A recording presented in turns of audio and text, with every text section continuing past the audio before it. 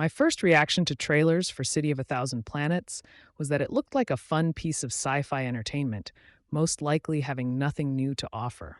There certainly seemed to be a lot of creative visuals, and since the man behind it was Luc Besson, who brought us The Fifth Element, this did not surprise me. But then the word was that Besson had been planning this since he was a kid, and that it was based on a sci fi serial that had been popular in Europe since the late 1960s. That kind of staying power was enough to get my attention and prompt me to ask the question that titles this entry. How had I not heard of this until now? This combination of factors gave it the potential to be the first space opera film since Star Wars to cross the line into groundbreaking territory.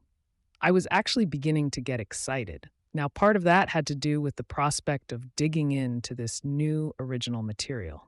The adventures of Valerian and Laureline have that old-fashioned feel of the original pulp fiction era of science fiction comics. But coming so late in the game, it is able to utilize much more advanced sci-fi concepts. You might say it has the heart of Buck Rogers, plus the imagination of Doctor Who, with a 1960s era twist. And the comic book visuals have the same striking originality as the Star Wars universe, convincing the authors that George Lucas must have been influenced by them.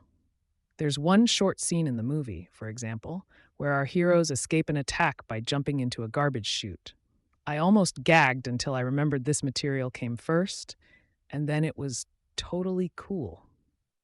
The comics might have remained hidden due to the language barrier. The illustrator, Jean-Claude Mézières, has a blog here, which is still in French.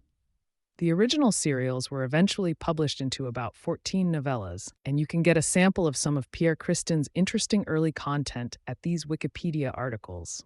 Bad Dreams, 1968, The City of Shifting Waters, 1968, Empire of a Thousand Planets, 1970, World Without Stars, 1971, Welcome to Alflalo, 1972, Birds of the Master, 1973, Ambassador of the Shadows, 1975, On the False Earths, 1977, Heroes of the Equinox, 1978. Although Besson claims a script connection to Ambassador of the Shadows, it is clear he has put a lot of his own material into the story, characters, and sets. This is a good thing since a 2-hour film requires a more cohesive arc than a comic serial does. And although the end result is familiar, primitive nature-loving race with special gifts in danger of genocide from powerful political faction. Avatar, anyone? The plot moves along as quickly as any comic cliffhanger.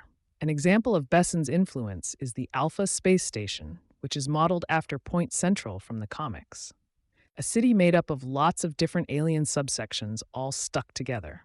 In the film, he creates an origin story for Alpha that starts with today's ISS and imagines it growing over the decades and centuries. This makes for a really wonderful opening sequence to the film. One of the most interesting sequences was a completely original construction called the Big Market. This sequence is so complex that even the cast and crew did not really get it until the first test footage was done. But I think it is safe to at least say it is a very skillful integration of sci-fi technology and concepts with a top-notch action sequence, neither of which would work without the other. And the whole thing is an integral plot piece, not just some chase scene added for show. I think I will need to watch it again in slow motion to understand it completely, but I'll try to describe it. The market is in an alternate dimension, but somehow occupies the same space as a desert location on some planet. It is supposed to have 1 million shops and 500 levels going underground, which is the big part. You can only see and interact with the market with VR-type goggles and gloves. Numerous groups of aliens are mingling in this space, also with goggles, but they show up as images of themselves with letters above their heads that indicate their species of origin, and it seems they are not all in the same physical location, so they must be dialing in from various places. Finally, you can somehow transport any items you wish to purchase from the VR location to your real location via a converter device when you check out. This is accomplished by a DNA identification mechanism that also probably charges the item to your bank account. Our agents are assigned to steal an item right from the table of an underground trade deal in progress, and their team scans them with some device to make them invisible within the market, I think. Plus, Valerian must keep his arm locked into a portable converter device in order to pick up the cargo and convert it to real form without being detected. There are border guard aliens in watchtowers over the desert area. How they overtake one of these guys is both humorous and ingenious at the same time. And there are guards in the VR world too. But in order to capture a digital shopper, they must shoot rounds of a type of magnetic ball that sticks to certain digital things and weighs them down so the person controlling them on the other side can't move them around or pull out. It is refreshing that there is little attempt to narratively explain all this alien technology, but the effect is that I cannot tell if it is ingenious new sci fi material or just a bunch of weird tricks to make me think the Emperor has clothes on. Either way, it is damn good movie making, so it did turn out to be a very engaging film. The only things that bothered me, a little, was that all the central characters were so young, even when compared with the original comic strip.